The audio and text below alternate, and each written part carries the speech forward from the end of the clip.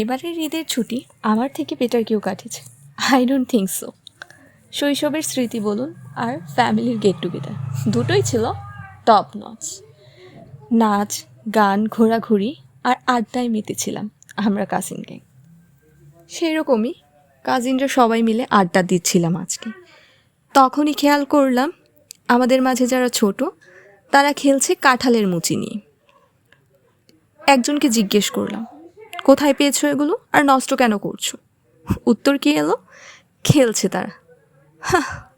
আজ expected answer from this generation. Actually তারা কি বুঝবে এর স্বাদ। তারপর আর কি কিছুক্ষণ ঘ্যান ঘ্যান করে মেজো খালা আর তাদের সাথে নিয়ে চলে গেলাম কাঁঠালের মুচির খোঁজে। পেয়েও গেলাম ফ্রেশ কিছু। এরপর চলে গেলাম খালুর ছোট্ট টমেটো কিনতে। টুক করে তুলে নিলাম কয়েকটা ফ্রেশ পাকা টমেটো, সাথে নিলাম কিছু ধনে পাতা, একটু তেঁতুল আর শুকনো মরিচ। ও হ্যাঁ, এর মাঝে দুটো কাঁচা কলাও চুরি করেছি।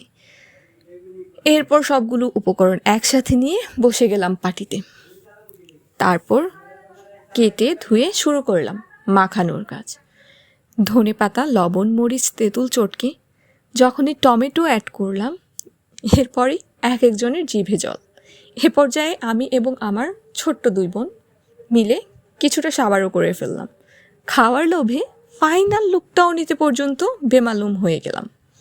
আর এই যে এখন ভিডিওগুলো কাটছাট করছি, তখনও যেন সেই স্বাদটা আবারও মনে পড়ে যাচ্ছে।